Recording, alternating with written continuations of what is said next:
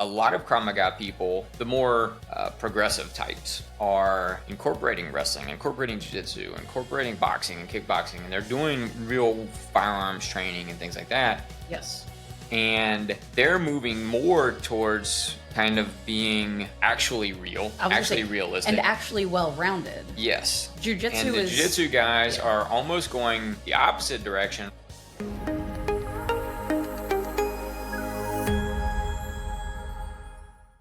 Welcome to the Second Plan A podcast, where we take hard-earned lessons from the mats and convert them into tools for navigating life's challenges. I'm Amber Hoover. I'd rather stick to the plan and read the plan. And I'm Ryan Hoover, and that's why we have an iPad, I guess. So today we are moving on to our second Plan A. Okay. Today we are keeping the conversation incomplete as we trek through your recent book release, The Incomplete Guide to Modern Krav Maga. From the pages to the mats, we're going to cover what it takes to bring honesty to conversations around and training for violence. Are you ready? Yes. Well, that was very direct. What a nice complete sentence. Mm-hmm. All right. Let's start with why incomplete. What's behind that title? How does it reflect you? I mean, obviously, there's maybe a touch of sarcasm there. However, I truly believe it. I mean, the idea is for an actual living, breathing, evolving self-defense system, program, martial art, whatever you want to call it, to stay true to that. It's never going to be complete. It's never going to be finished. It's always going to be open for discussion and debate and change. And one of the main reasons that I haven't written this book until now is because when you put something pen to paper and you label it a thing, then almost anything not in that book in some ways can be perceived as wrong or not worthy or whatever. And the truth is, it's just not possible to put everything in a single manuscript or 100 manuscripts that could possibly be relevant to dealing with violence. And so I wanted to make sure that people understood that it is incomplete, because it's as soon as we kind of bookend it, button it up, say we're done, then I think the system, the program kind of ends and dies there. It doesn't want to evolve anymore because you've put a hard stop on it.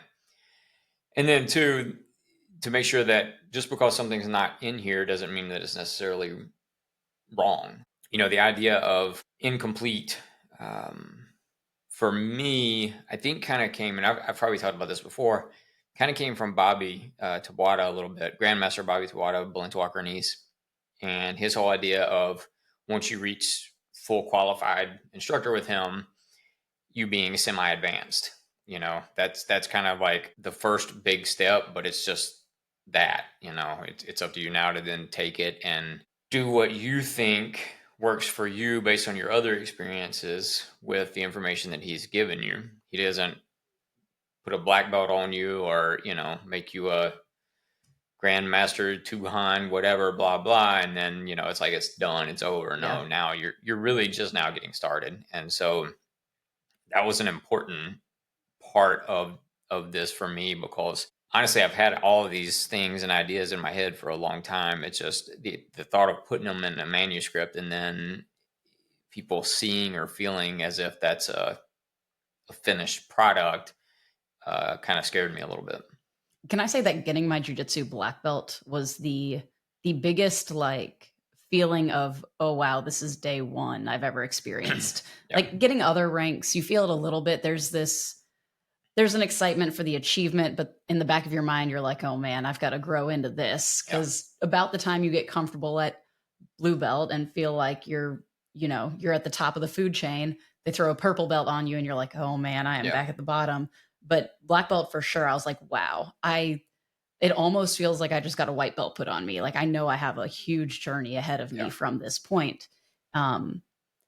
And that's interesting to think of that existing on paper in pages, because Right. it's, the same idea. Like, this isn't any kind of endpoint. This is a beginning point. And also, all of this is right now, but also might be wrong. And I might disagree with it later. And Yep. your words can be quote unquote used against you. And you can be like, yep, I said that, but I don't actually believe that now. Like, there's a lot wrapped up within Hmm. the journey. Yeah. I mean, only a handful full of people have read this book at this point. And one of the guys that's read it, he reached out and he's like, you should be putting this in different places because there's a lot of concepts and philosophies and things in here that goes just so far beyond just this is a self-defense book or this is a Self-defense. Krav Yeah. Maga book or whatever. And those kinds of things truly are, infinite. I mean, Yeah. when you start talking about the philosophical side of life, violence, growth, evolution, those kinds of things, you know, that is never ending. And so, I mean, I feel like I could write 10 more volumes and still it would be called incomplete, Yeah. you know? Well, it's interesting because a lot of what's in there is what we're doing with this podcast. Breaking that barrier between lessons on the mat and Right. being able to look at how this applies to life. And you have chapters in there called "Mindset Isn't Magic," Yeah. and we hammered that home for a good few episodes. Right. You talk about fitness as a weapon, and the benefits that these types of things have far beyond the actual physical realm that they might be intended for. The book's just over 300 pages, and almost exactly 50% of that is not technique. Yeah. It's discussions about mindset, about fitness, about incorporating wrestling, about coaching methodologies. I didn't want it to be here's a Krav Maga manual. Yeah. You know, It's fun. The back of the book says, "The world doesn't need another complete guide. It needs an honest one." yeah, And there are plenty of manuals out there for Krav Maga from I wrote some of them. yeah. And do you agree with them still? Can we So, use your words against you? so here's the thing about those books. I wrote those books or co-wrote those books, co-authored those books from the perspective of a particular organization. And I think those books accurately reflect the way that organization presents Krav Maga. You were basically ghostwriting Yeah. for an Yes. entity rather Yes. than you as a person. Yeah. Um, Who and, are and and so in that respect, there are plenty of things in the books that I don't agree with from a self-defense, self-protection, fighting violence standpoint. But in terms of what those books sought out to do, which was accurately represent Krav Maga as seen through the lens of Krav Maga worldwide, I think they do a really good job of that. Yeah. And I still think I tell people this all the time. My favorite one of that series is Krav Maga for beginners. I think there's a lot of really good material in that book. Particularly outside of the technical right, parts of it. like what you Right. leaned into here. Yeah. Who, and you don't have to maybe answer the first part of this, but who is that book for versus who's this book for? Those books are again like if you ascribe to the way that Krav Maga worldwide and honestly most Krav Maga organizations present that material from a principle standpoint and from a technical standpoint, then those books are for you. If you don't have any necessary allegiance to an organization or a thought pattern, thought process, whatever, and you're looking for an open, honest look at violence, how to deal with violence, how to prepare for violence, um, things that aren't sugar coated, maybe some things from a technical standpoint, not maybe, definitely things from a technical standpoint that are far outside of what traditional Krav Maga is doing, then I think you would enjoy this book. One of the big problems I had was when it came to actually naming the book, because the reality is We could say the incomplete guide to self-defense. We could say the incomplete guide to self-protection. We could say the incomplete guide to mixed modern combatives. We could say the incomplete guide to MMA for self-defense. Like there's a lot of different monikers we could put on that would be incredibly accurate. And one of the things that I did worry about was by putting Modern Krav Maga on it, I would kind of pigeonhole it a little bit and maybe scare some people off that I think otherwise would enjoy the material that's in there. Yeah. So that was a big internal debate for me. The people that have seen it and read it so far have told me that they think that I chose correctly. It's something that I'll probably always have an internal debate about. It's but. Well, I think we've talked about self-defense being a marketing term, and within our centers, we've gone back and forth between whether we're leaning into the idea of Krav Maga, leaning into the idea of self-defense. And the reality is, words don't mean anything. Words mean what we give them. And since we can't really control what everybody comes in thinking about the thing, at least we can control what they might think leaving the thing. Yeah. And I think if anybody that's maybe on the fence about reality-based self-defense or about Krav Maga, or maybe not even on the fence, maybe they've decided Krav Maga is garbage, Sure. I mean, I could see that. I've seen Krav Maga that would make me think that. I would be shocked if they read this book cover to cover and they came away thinking that this was representative of that. Yeah. That they would think that it is the same in the same basket. Yeah. What was the hardest part of writing all of this? I mean, we've covered already just in the first few minutes of this podcast, kind of a little bit of everything. Yeah. And honestly, what we've been talking about is what made it hard. Honestly, I thought I was done at probably around 200 pages. And almost every day or every other day after that, I was adding another 5, 6, 8 pages. Because I would think of, man, it would be really nice to have this and this and, so even though I named it the Incomplete Guide, and even though I knew I was going to explain why, there are just so many things that I think are relevant to beginners, experienced martial artists, coaches, to really understanding how to approach violence from a student standpoint, how to approach violence from a coaching standpoint, that I really wanted to give it all, And I didn't, but I came pretty close. Like you did. It wasn't for lack of trying that you didn't. It was just because it's not possible. Yeah, I mean, at some point, it wasn't going to be practical. Yeah. I mean, this is an 8.5 by 11 book, over 300 pages. Yeah, it's a lot. Yeah, Well, I mean, you've been doing Krav Maga for multiple decades. If it would be you don't like have to say it like that, but it's a great thing.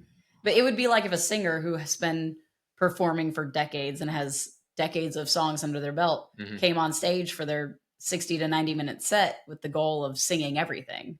Like, you're not going to get all that in.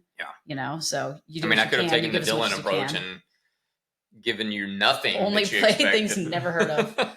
Guys, I didn't really know what I was getting at. Ryan and his daughter knew.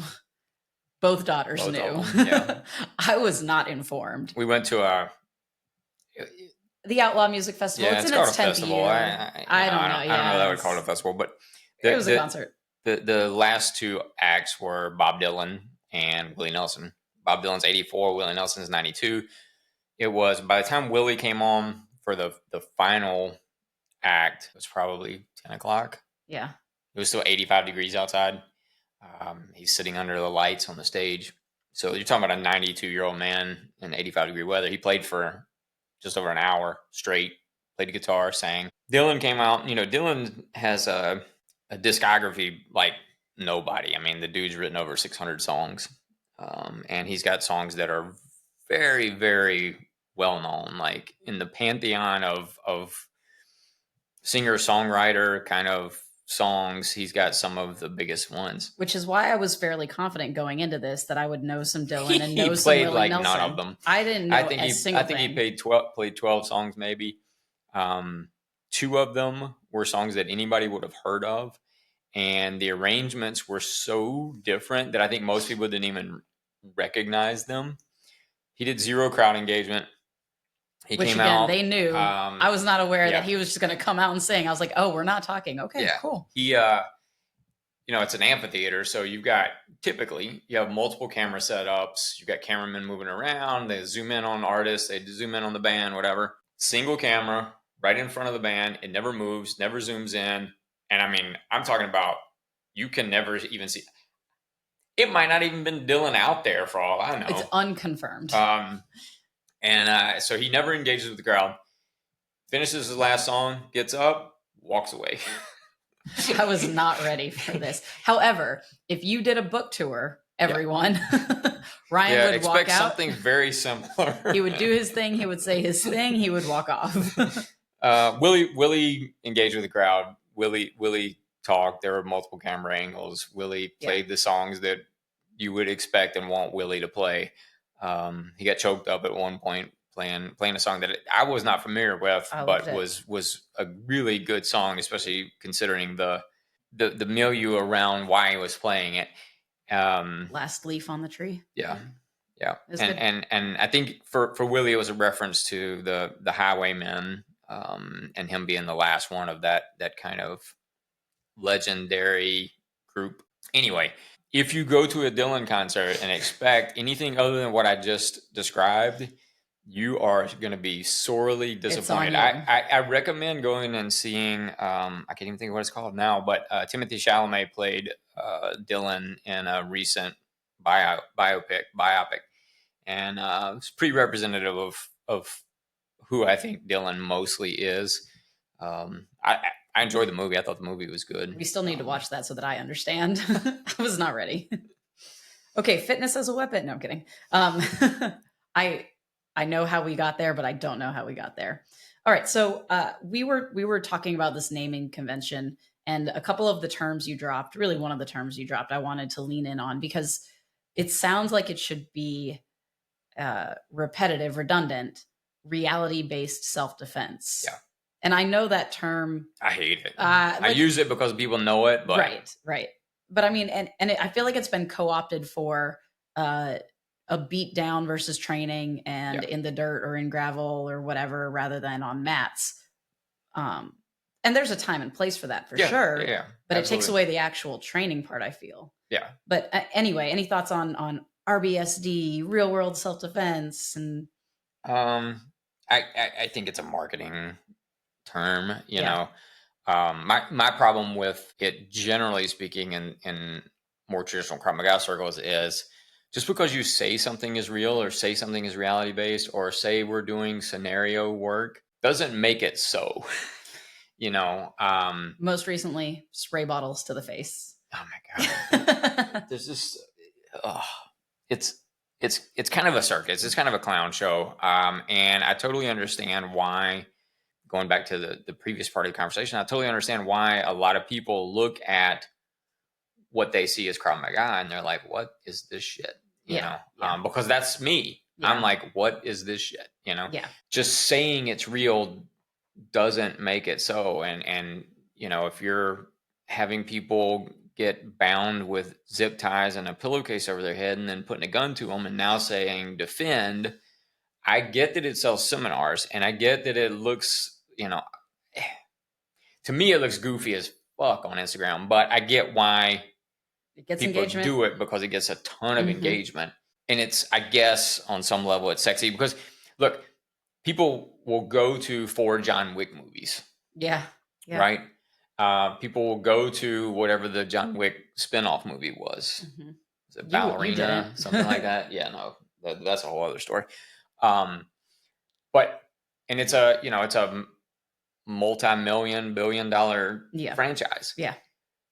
People would not go to a true reality-based violent movie.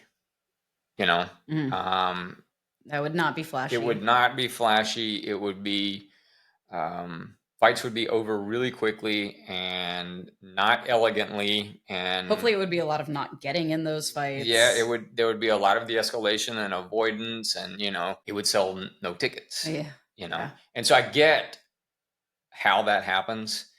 And there's a section in the book, a chapter on the book, where it talks about the idea of, are you actually training, or is this LARPing? I was gonna bring that up. Yep.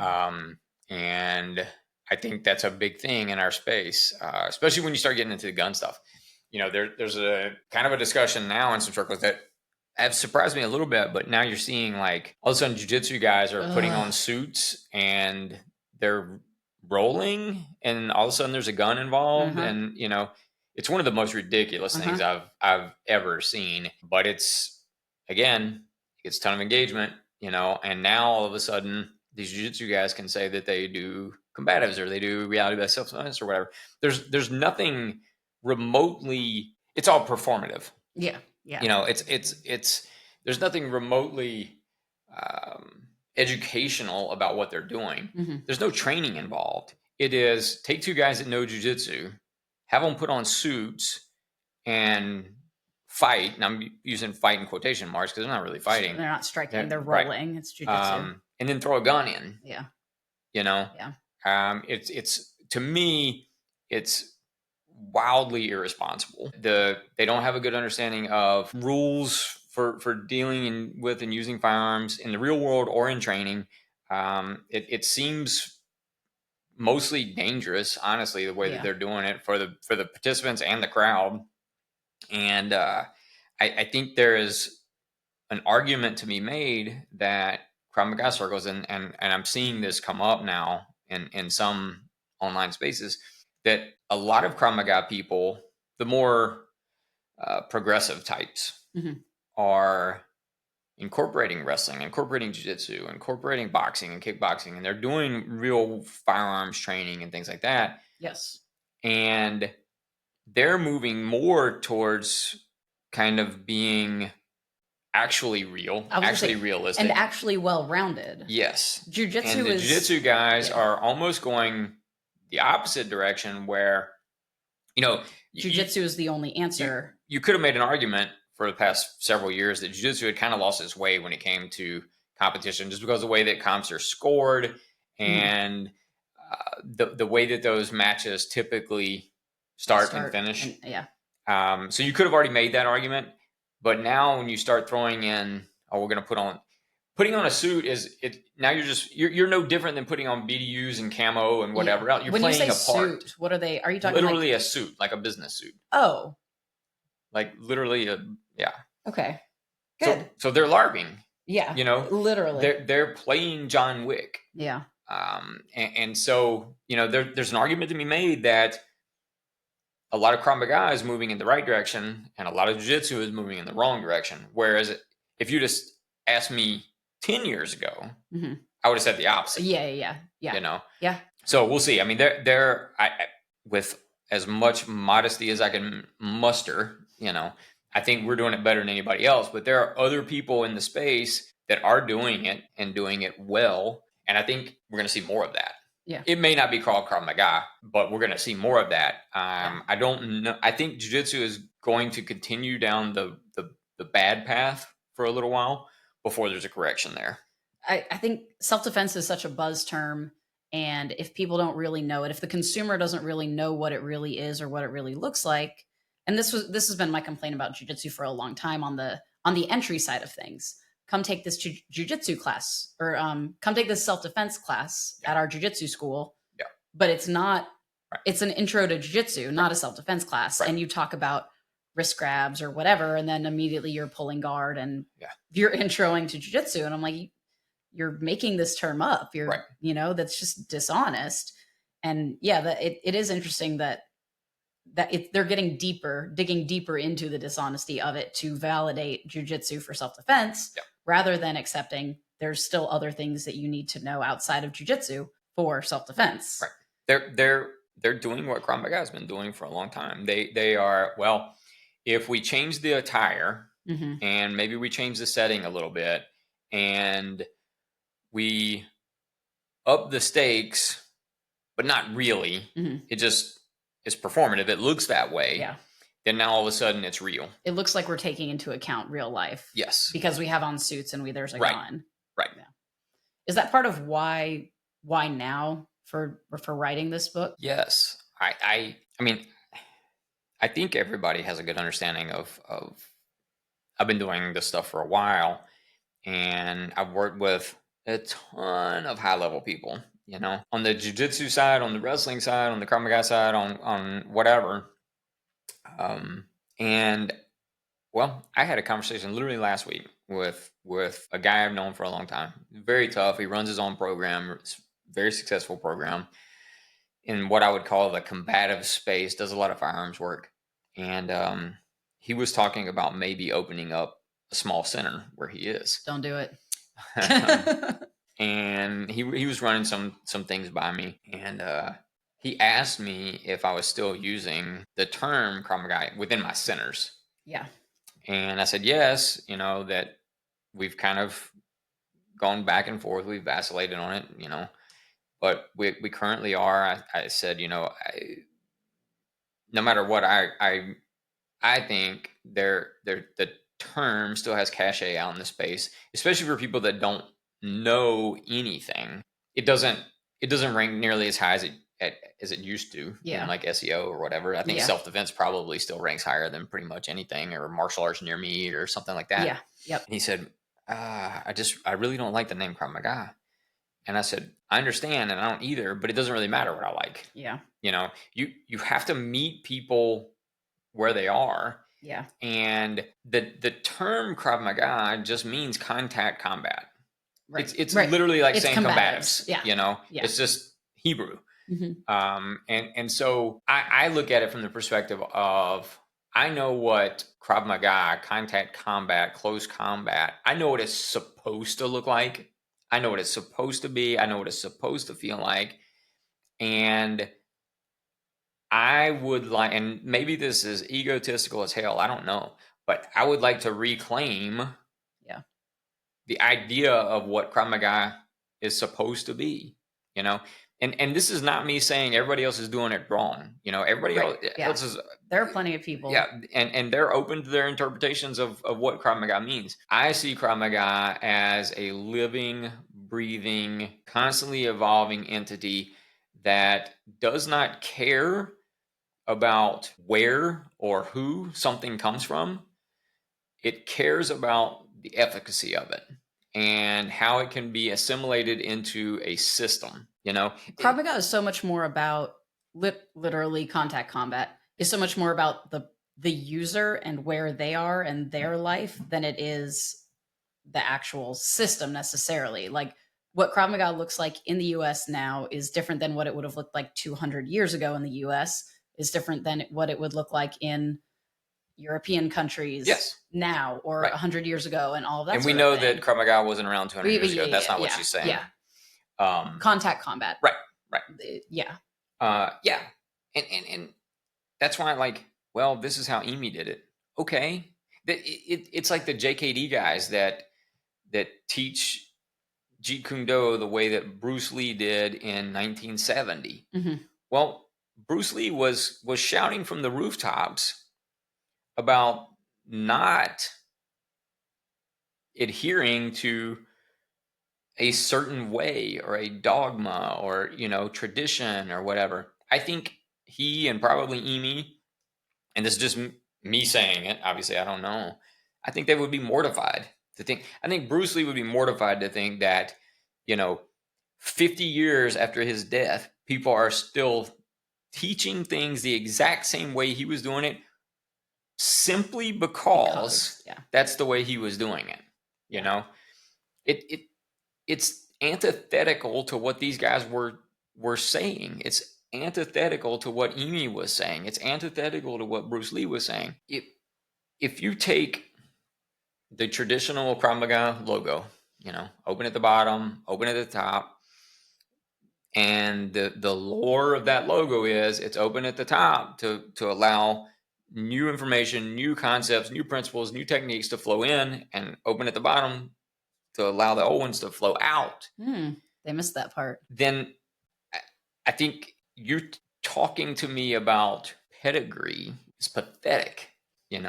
If your training center, your organization, whatever, is teaching from the standpoint of we're doing this because it's in our pedigree, it's in our lineage, it's in our tradition, it's what the founder taught, whatever. That's not a training center. That's a library. Mm-hmm. You know, a historical preservation. Yes, you're in a museum, dude. Yeah. Like, and that's fine, but be honest about it. Right. You know? Say that's what we're doing. Right. I don't go to the museum of World War II museum to learn how to do modern day warfare. Yeah. Like, that would be insane. Yeah. I'm not saying that there aren't lessons to be learned from it, but we are so far removed just from a technological standpoint, forget anything else, that it would make no sense for me to base very much of what I'm doing now on what they were doing then. So in the book, you have a large portion in and of its own, but also throughout the book about coaching, about being a great coach, about, you know, I think it's called From the Front sections in the book, where it's okay. Those are kind of throughout the section. Right. Or throughout the book. Here's the information. Here's how you apply this as a coach. And so what are some of the top qualities you think self-defense coaches should have? Obviously, strict adherence to Bruce Lee. Yes. Among the top. Dogma. Yeah. You should definitely be dogmatic. Yep. You should use always and never a lot. You should not allow people to ask questions, you know. Well, which people? No, listen, I believe in this space, really good self-defense, self-protection, Krav Maga instructors, combatives instructors, whatever you want to call them, coaches.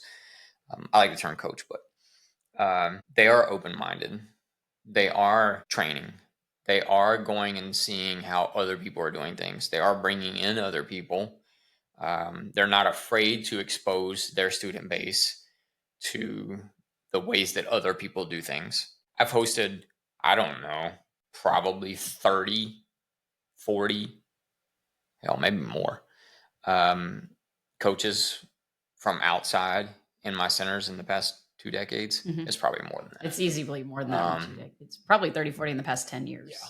I would say 99 times out of 100, I don't know what they're going to teach. I've got an idea, but I don't know what they're going to teach. They could literally get out there and teach something diametrically opposed to things that I say or do. I'm not afraid of that, you know, because I will either see it and think, wow, that's pretty awesome. I wish I'd have thought of that. And I'll probably look to figure out how to implement it in what we're doing. Or I'm confident enough in what I'm doing to say, I understand why they're teaching it that way. This is why I teach it the way that I teach it, and will continue to teach it, you know? So being open-minded and getting exposure to other coaches and the way that other coaches do things, not being afraid of that just because they don't fit your pedigree or your lineage or whatever. People that kind of issue terms like always and never, those people always scare me. I shouldn't say always.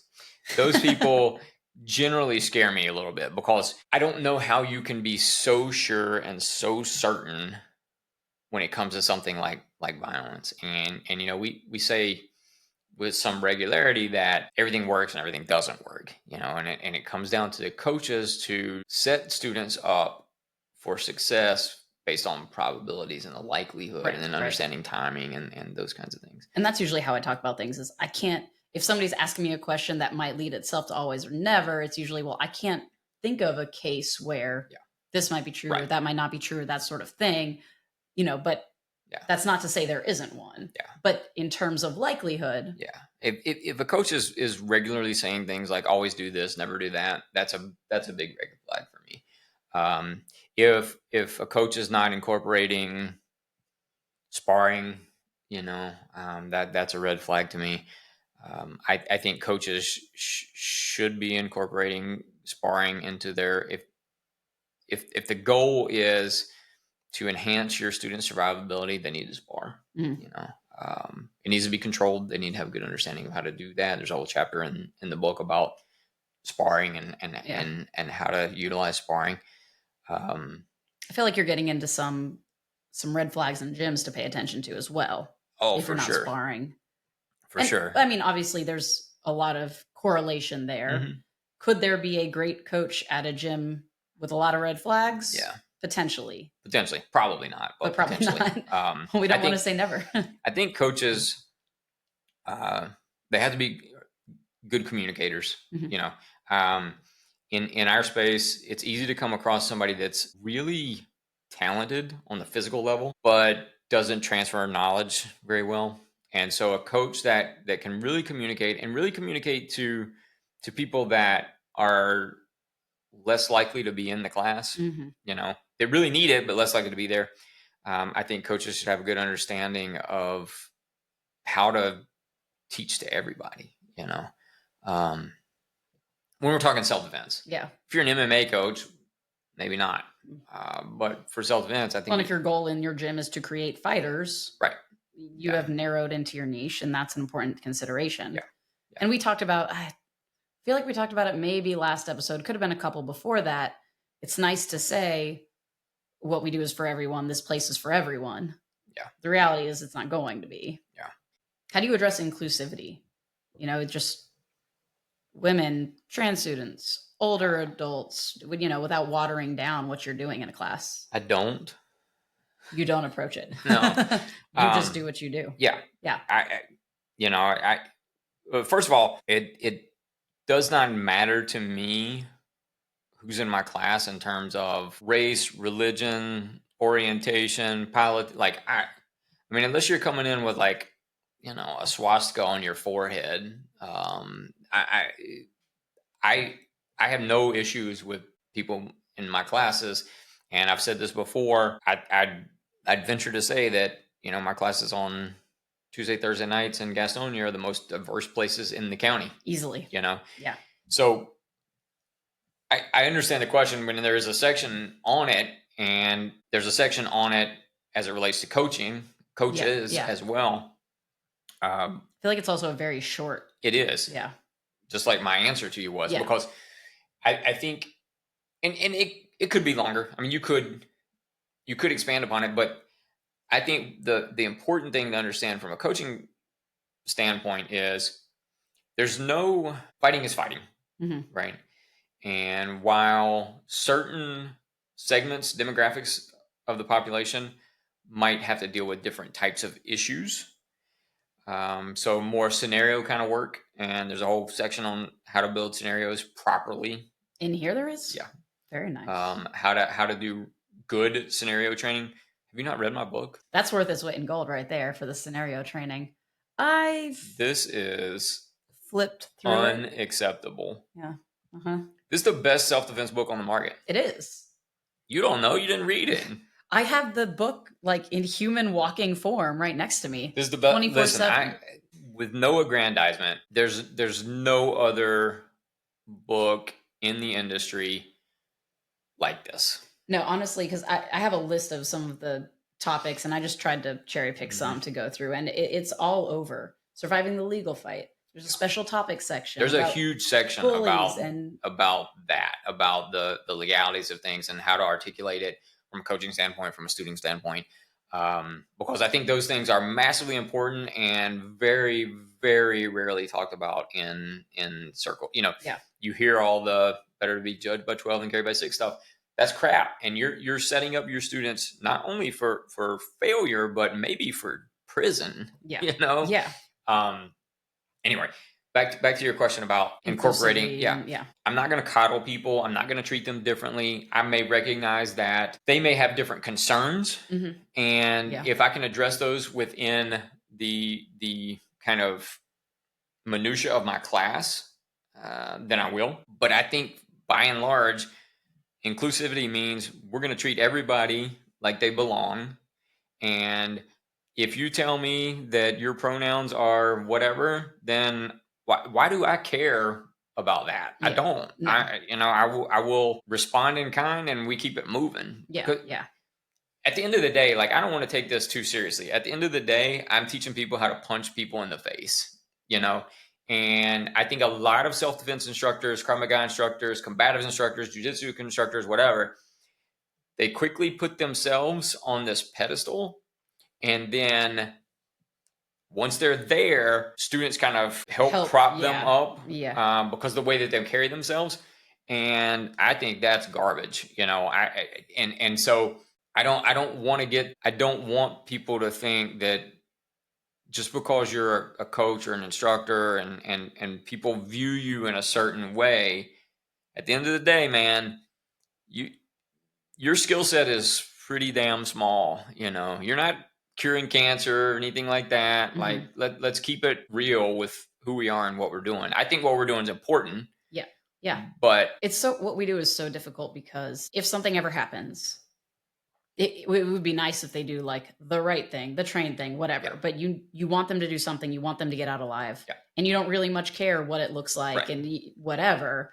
But also the reality is they probably never end up in a situation where they have to use this, especially if you're doing your job right and helping them avoid situations and manage conflict. Yeah. And Well, so ultimately, this should just be a really fun hobby that gets them in great shape that they never really.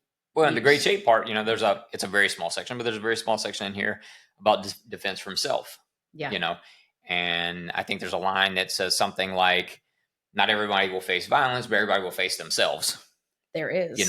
I think Chris Pirelli posted about that. Yeah. And the idea of, I'm probably not going to have somebody put a gun to my head out in the parking lot, but I am going to have to make decisions about what I put in my mouth every day, and whether I make time to go work out, and whether I get the regular checkups and I get the sleep that I need. Yeah. I avoid things that I know are bad for me and that kind of stuff. If the goal of self-defense is to enhance my survivability, then the goal of defense from self is the same, but we have much more control over it. Oh yeah, tons. We don't. Yeah. Violence a lot, but chooses me by and large. I don't really get a choice of who it is, time of day, how I'm feeling, all those kinds of things. When it comes to defense from self, I choose when I wake up. I choose the first things that I do once I'm up. I choose what time I go to bed. I choose the things that I do before that. And then I choose all the things that I do in between. As an adult, those are choices that I'm making.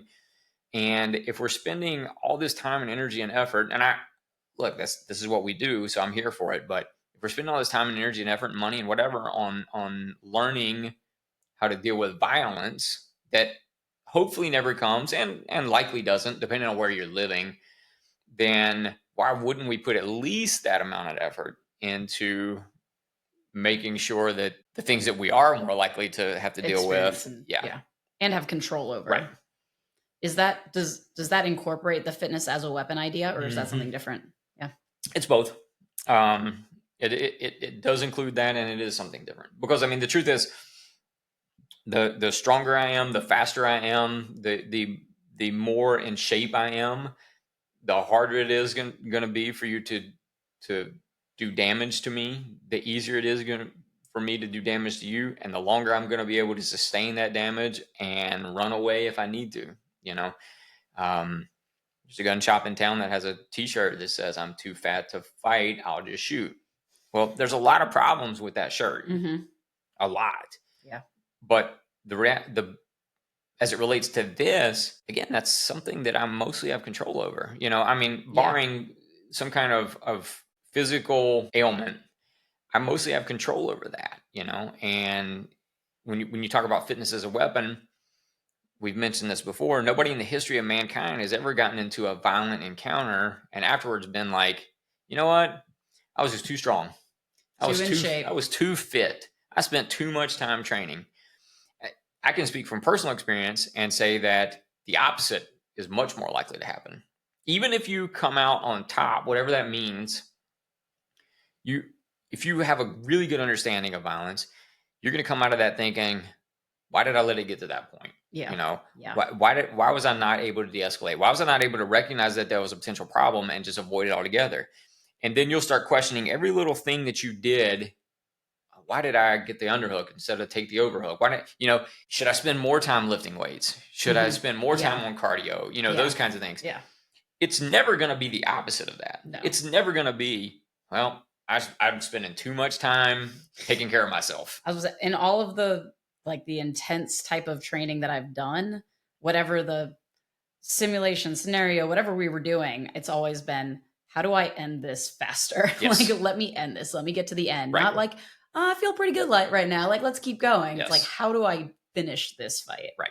Right. And I mean, that's another lesson in and of itself, which, in a training environment is not always easy, but the idea of being able to harness the chaos and control the violence in a way that you can overwhelm somebody without trading one danger for another is massively important. And the more skilled you are and the better in shape you are, the more likely that is to come out in your favor. You talk about that in the book too, training under chaos, and explaining, the difference between pressure testing and versus choreographed drills. Right. Chaos agents, Yeah. I mean, there's a section on that, We could probably tie a podcast episode to almost all of these sections. Oh, 100%. But I don't want to give the whole book away because I need people to buy it. Okay. Well, what tiny part do you want to give away so that they are more interested in buying it? Let me rephrase that. If readers are going to take away one thing, what's the one principle that you hope or thing that you think want readers to take away from this? The one thing, such that by doing everything, like I truly believe there are no throwaway chapters in this book. There are no throwaway sections. There's nothing in here that I'm like, you could take it or leave it.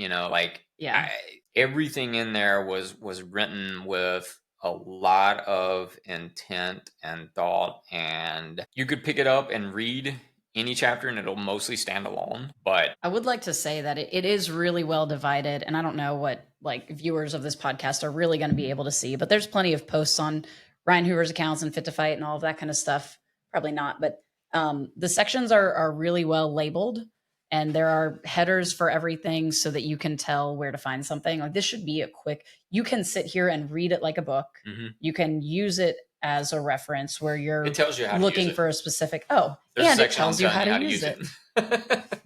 I spent a lot of time on this book. People have asked me how long did it take me to write it, and my first answer is always like, well, it's about 20 years. Because that's the electrician fixing something by hitting it answer, Yes. Yeah. I mean, there's a couple of great forwards in here. Yes. Forward from Raul Martinez of Rogue Methods, and one from Chad Lyman. C4C. C4C, Las Vegas Metro Police. What a great guy. Yeah. Sorry, I think I say that every time you say. Raul is too. Yeah. Very different guys. Very different great types of greats, but great guys. But so how to train with this book. There's a whole section on how to train with this book. I mean, I want people, the first line, and I won't read it, the rest of it, but the first line is, this isn't a textbook, it's a guide, a challenge, and a blueprint. So keep reading. We'll just use it as part of your audiobook. By the way, I want to know who wants an audiobook. Oh, I've had so many people say that. And I cannot imagine that people want to hear me read 300 pages of anything. Like, that sounds terrible to me. I know you're not going to do it. Yeah, but who should do it? Oh, yes. Comment. Let us know. Obviously, Morgan Freeman probably a little busy right now, but I want Samuel L. Jackson to read it. Obviously. Yes.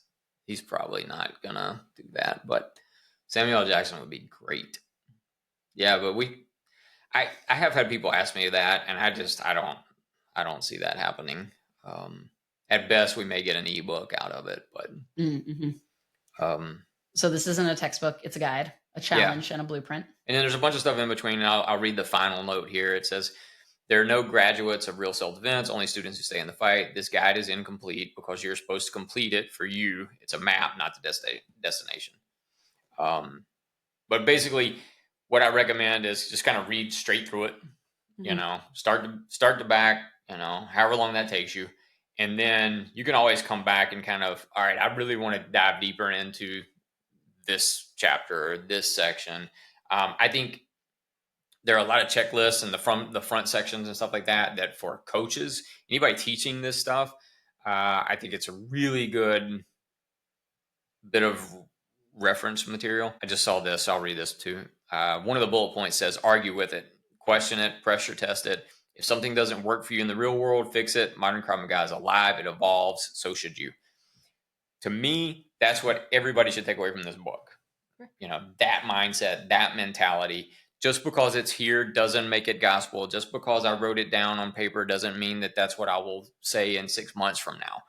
Um, I want people to understand that violence evolves and we better as well. You tackled this book like you tackle creating a program, like Edge of Mm. Reality. When you guys come in for a course, say August 16th and 17th in Charlotte, you're going to get some wrestling movements. You're going to get some techniques. You're going to integrate some striking. You're going to get some takedowns and controls and that sort of thing. And you're going to work through them with drills, but you're also going to be encouraged to use your own training Yeah. to fill in the gaps and the spaces Right. and to lead to the finish that is more comfortable for you, that is something within your fight background, and making it your own. Yeah. The Edge of Reality program isn't you have to do this, this, and this because we said so and because it's in this video lesson or whatever. Right. It's these are the ideas and the principles to guide you. Yeah. And I understand that that's scary for some people. Oh yeah, I'm because sure. a lot of people just want to be told A, B, C, D, E, F, G. Yeah.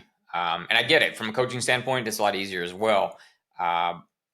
We have all types come through any of our courses, but that course particularly, because knife is like the boogeyman in the self-defense genre. Yeah. So we have people from all backgrounds, and if you tend to be more of a striker, then I want you to understand wrestling, but I want you to use your wrestling to help facilitate your striking. Yeah. If you're more of a wrestler, then I want you to learn some striking, so your wrestling becomes better. Yeah. But I'm not going to say you have to do X, Y, Z. Right. Well, and there's a section of Edge of Reality in that book too. Mm-hmm. It's so interesting how that thought process comes together. And we were talking right at the beginning about jiu-jitsu guys putting on a suit and throwing in a gun. Right. When honestly, I think biases be what that is.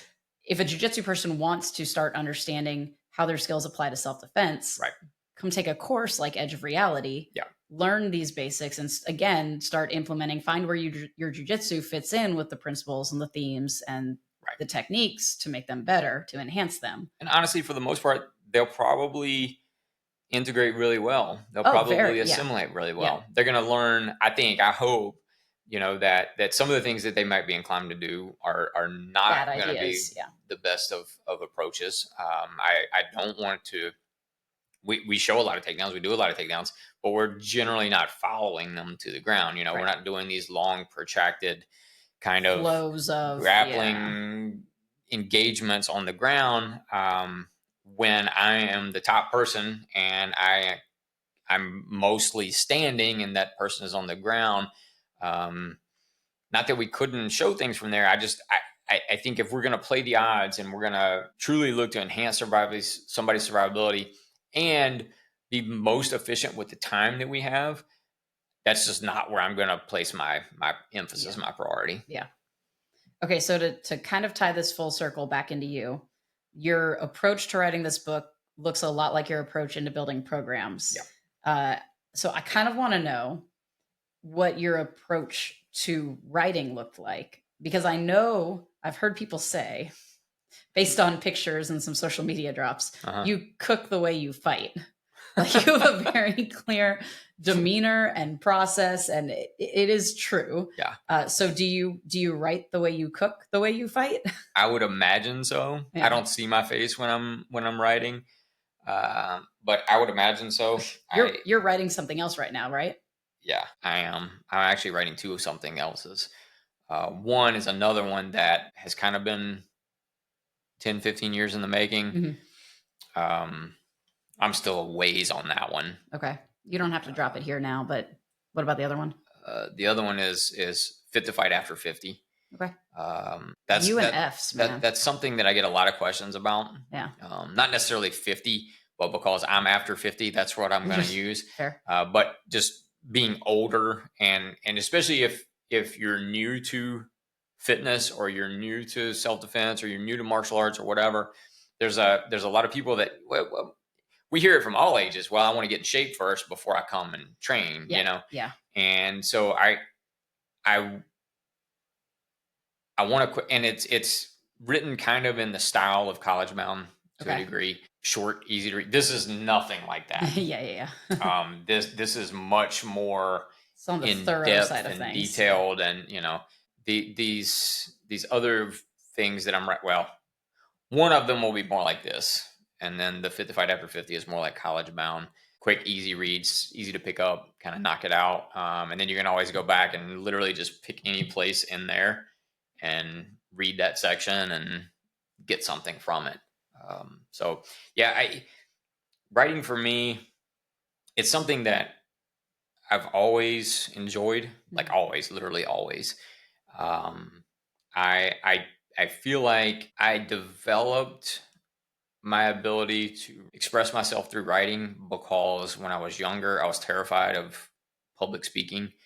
Um, and even today, like obviously, I do tons of public speaking, and I'm mostly unbothered by that.